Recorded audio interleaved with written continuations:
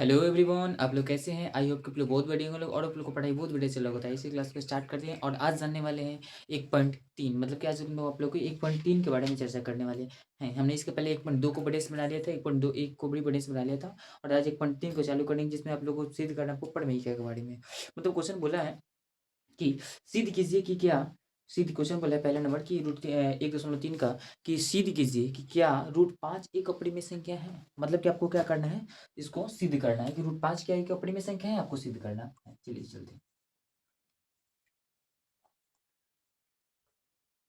प्रश्नावली कितना है मेरा, तो 1.3 है। अब 1.3 में मेरा पहला क्वेश्चन है। पहले क्वेश्चन को लिखेंगे,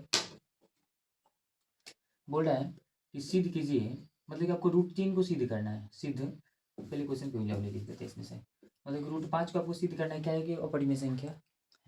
इसको ये अपरिमेय संख्या आप लोग को पता है कैसे अपरिमेय संख्या है, कैसे अपरिमेय संख्या है। तो देखिए, जब रूट के अंदर जो संख्या होती है, अगर वह संख्या अगर देखिए रूट के अंदर जो संख्या होती है, अगर वह संख्या किसी भी संख्या का अगर वर्ग है, तो मेरे रूट में जो संख्या होगा ये रूट वाले क्या होगा, परिमेय होगा। और अगर रूट के अंदर अगर जो संख्या है वो अगर किसी संख्या का वर्ग नहीं है, तो वो क्या है, एक प्रकार की अपरिमेय संख्या। मतलब कि अगर रूट के अंदर वाली संख्या अगर किसी संख्या का वर्ग है, तो वो क्या है, एक परिमेय संख्या है। और अगर रूट के अंदर वाली संख्या अगर किसी संख्या का वर्ग नहीं है, तो वो क्या है, एक प्रकार की अपरिमेय संख्या। ठीक है, समझ गए। ये मेरा अपरिमेय और परिमेय क्या है, जब समझिएगा। परंतु इसको सिद्ध करना, प्रूव करना है कि ये कैसे अपरिमेय संख्या, आपको सिद्ध करना। ठीक है, तो क्या बोले, अपरिमेय संख्या है ना। बोले क्या एक अपरिमेय संख्या है, तो हम मान लेते हैं, आपको बात सही बोले, चलो मान लेते परिमेय संख्या। ठीक है, लिख दीजिए कि रूट 5 एक परिमेय संख्या है, माना परिमेय संख्या है। क्या कर लेते इसको, माना। ओके, मान लिए क्या है, रूट 5 का है परिमेय संख्या। ओके, मान लिए परिमेय संख्या है, इसका मतलब किसे पी बटा क्यू के रूप में हम लिख सकते हैं, राइट। लिख सकते हैं, तो रूट 5 को रूट 5 लिख दो, बराबर में क्या कर दो इसको, पी बटा क्यू लिख देते हैं। कोई दिक्कत है, नो दिक्कत। इसके बटा में क्या छुपा हुआ है, एक छुपा हुआ है, नो डाउट। ओके, अब इससे हो गया, इससे कोई तो कंक्लूजन मेरे को निकला नहीं, तब जानते हो क्या करते हैं, इसको करते दोनों तरफ बड़ी करने पड़े, दोनों तरफ बड़ी कर दिया जाए। ठीक है, चलिए दोनों तरफ बड़ी करते हैं, लिखते हैं दोनों दोनों तरफ वर्ग करने पर, दोनों तरफ क्या करने पर, वर्ग करने पर। ठीक है, ओके। अब दोनों तरफ वर्ग करेंगे, तो इधर रूट 5 को क्या करेंगे, इसका भी स्क्वायर करेंगे। इधर पी इस बट्टा में क्यों है, तो इसको भी क्या करेंगे, स्क्वायर करेंगे। वर्ग कर दिए, इस रूट स्क्वायर से रूट खत्म हो जाएगा, इधर क्या कर देंगे, रूट का रूट चला देंगे, तो रूट 5 खत्म हो जाएगा, तो क्या बचेगा मेरे को, तो 5 बराबर क्या बचेगा, पी स्क्वायर बटा में क्या बचेगा, पी स्क्वायर बचेगा। ओके, बटा में कुछ उनका काच समझ लेंगे, एक इसको तीसरे से मल्टीप्लाई कर देंगे, तो होगा क्या मेरा, कोई सा मल्टीप्लीकेशन करेंगे तो मेरा होगा क्या, तो 5 क्यू स्क्वायर बराबर का हो जाएगा कितना का मेरे को, पी स्क्वायर। ओके, अब समझिएगा, ये मेरे को इतना आ गया, इससे भी मेरे को कोई कंक्लूजन नहीं मिल रहा, पर छोटा सा कंक्लूजन मेरे को आएगा, समझिए कैसे आएगा। अब मेरे को देखना है कि जो पी स्क्वायर है, एक बार समझिएगा यहाँ पे, देखिए क्यू स्क्वायर बराबर कितना है, ये पी स्क्वायर है, तो ये गुना में 5 है, तो बटा में 5 फेंक सकते हैं। कोई डाउट है, नो फिक्स दिक्कत है, एकदम ठीक है। इसका मतलब पी स्क्वायर क्या है, 5 से विभाज्य। लिख सकते हैं कि पी स्क्वायर 5 से विभाज्य है, क्या है, विभाज्य। सही बात है, पी स्क्वायर 5 से विभाज्य है। अगर पी स्क्वायर 5 से विभाज्य है, इसका मतलब कि पी भी तो 5 से विभाज्य होगा ना। अगर पी स्क्वायर समझिए एक मिनट के लिए, कि अगर 5 को 5 से 5 से भाग लग जाता है, ठीक है।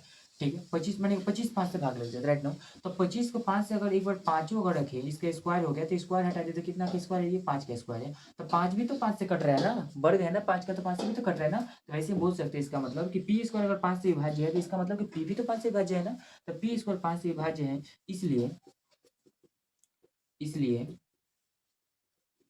पी भी 5 से क्या है, विभाज्य है, 5 से विभाज्य। ओके, ठीक है, मतलब कि विभाज्य वाले तो क्लियर हो गया। ओके, अब चलते गुणन वाली, थोड़ा क्लियर पे चलते हैं। अब गुणन वाला है कि देखिएगा, 5 है जो कि क्यू स्क्वायर का गुणन है। गुणन का मतलब क्या होता है, गुणांक है, उसको बोल सकते हैं गुणन। मतलब कि 5 के गुणन से करने के बाद क्या है, क्यू स्क्वायर। मतलब कि अब लिख सकते हैं कि क्यू स्क्वायर क्या है, 5 का गुणन है, क्यू स्क्वायर 5 का गुणन है। ठीक है, ओके, इसका मतलब कि समझ के क्यू स्क्वायर क्या है, 5 का गुणन है। ठीक है, कोई दिक्कत नहीं है। अगर क्यू स्क्वायर 5 का गुणन है, इसका मतलब कि क्यू स्क्वायर 5 का गुणनखंड है। क्यू स्क्वायर का 5 गुणनखंड होगा ना, क्यू का 5 क्या होगा, गुणनखंड होगा। सही बात है। अगर क्यू स्क्वायर 5 का गुणन है, गुणन मतलब क्या होता है, 5 को मार्क बार गुना करे तो क्या मेरे को क्यू स्क्वायर है। इसका मतलब कि 5 क्या है, इसका एक गुणनखंड है। क्या है, गुणनखंड है। मतलब समझिएगा, ठीक है। 25 को 5 से बार बार 5 से गुना करे तो क्या रहा है मेरे को, 25 आ रहा है। ठीक है, इसका मतलब कि 5 क्या है, इसका गुणन है। 5 के बार बार गुणन कर रहे हैं, गुना कर रहे तो क्या रहा है मेरे को, 25 है। राइट नाउ, इसका मतलब 25 अगर गुणन है तो 5 इसका क्या है, गुणनखंड है ना। किसके 5 इसको काट रहे हैं तो 5 आ रहा है, 5 है तो 5 भी तो एक प्रकार की गुणनखंड है ना 25 का, है कि नहीं है ना। तो वैसे ही बोल सकते हैं कि क्यू स्क्वायर अगर 5 का गुणन है तो क्यू भी, क्यू का 5 क्या है, एक प्रकार का गुणनखंड है। क्यू स्क्वायर 5 का गुणन है, इसलिए क्यू भी, क्यू का गुणनखंड 5 है। क्यू का गुणनखंड क्या है, क्यू का गुणनखंड 5 है। कोई दिक्कत है, नो दिक्कत है। ओके, क्यू स्क्वायर 5 का गुणनखंड है। अब इसमें तो विरोधाभास उत्पन्न होता है। इसमें क्या उत्पन्न होता है, विरोधाभास उत्पन्न होगा। ठीक है, ठीक है। ओके, मतलब बोल लिया कि ये तो समझ गए थे, ये ऐसा हुआ तो प्रकार लिख सकते हैं इसको कि यहाँ पे अब क्या उत्पन्न हो रहा है मेरे को, विरोधाभास उत्पन्न हो रहा है। क्या उत्पन्न हो रहा है, विरोधाभास उत्पन्न हो रहा है।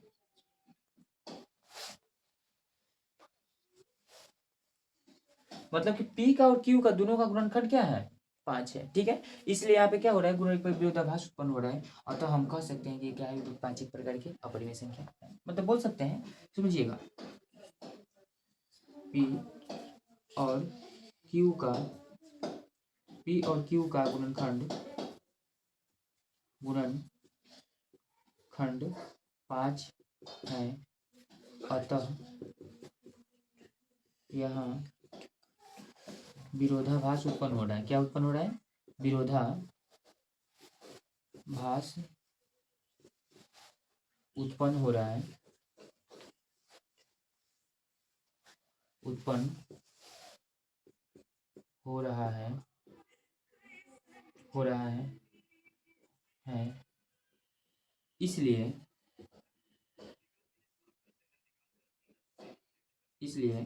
√5 एक क्या है, अपरिमेय संख्या। क्या है, अपरिमेय संख्या है। ठीक है, ये क्या हो गया आपका प्रूफ हो गया। ओके, ठीक है, ये मेरा क्वेश्चन था।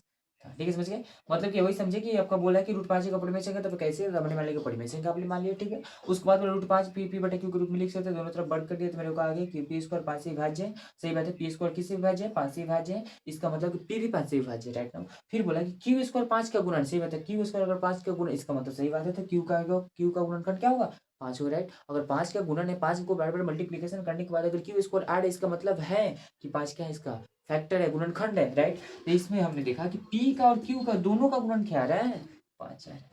पी स्क्वायर का भी गुणनखंड 5 आ रहा है, क्यू स्क्वायर का भी गुणनखंड 5 आ रहा है। क्या आ रहा है, 5 आ रहा है। इसका मतलब कि अब तो कुछ दिक्कत हो सकता है। तो जब दोनों का गुणनखंड अगर 5 आ रहा है तो पी स्क्वायर क्यू स्क्वायर गुणनखंड 5 है। अतः यहाँ विरोधाभास उत्पन्न हो रहा है। इसलिए √5 एक क्या, एक प्रकार के अपरिमेय संख्या है। आई होप क्वेश्चन को आप लोग बहुत बढ़िया समझ गए होंगे। ठीक है, इस क्वेश्चन को फिर एंड करेंगे और नेक्स्ट क्लास में आप लोग का नेक्स्ट क्वेश्चन को लेकर देखेंगे। ठीक है, तब तक आप लोग को होमवर्क एक दे रहे हैं क्वेश्चन में, रूटीन इसको बनाकर आपको दिखाना है कि रूटीन आप लोग के लिए कैसे अपरिमेय संख्या है। ठीक है, और जो बना लेना वो अपने उसके आंसर कमेंट में जरूर करेगा कि √3 अपरिमेय संख्या, अपरिमेय संख्या जो बना ले लाइक जरूर कर लेगा। ठीक, ओके, तो आप लोग का HW में रहा। ठीक है, आज आपको लोग बहुत बढ़िया क्लास लगा होगा। इसी प्रकार क्लास को देखने के लिए हमारे अपने चैनल परामर्श क्लासेस से जरूर जुड़िए। और क्लास अच्छा लगा हो तो लाइक शेयर एंड कमेंट करना। Thank you.